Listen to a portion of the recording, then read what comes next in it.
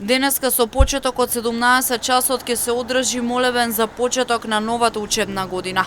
Истиот ќе биде во соборниот храм Свети Никола во Штип, па од црквата упатија покана до сите ученици, студенти вклучени во воспитно-образовниот процес да бидат дел од соборната молитва. Молебен за учениците се одржа и во Кочани во црквата Свети Великомачени Ѓорги. Слава Тебе, Господи, слава Тебе. Да внимаваме.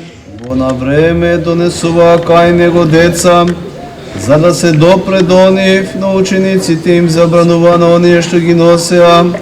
Кога го виде тоа, Исус негодуваше и рече: оставете ги децата да преаѓат кај мене и не пречете им, зашто на такви е Царството Божјо.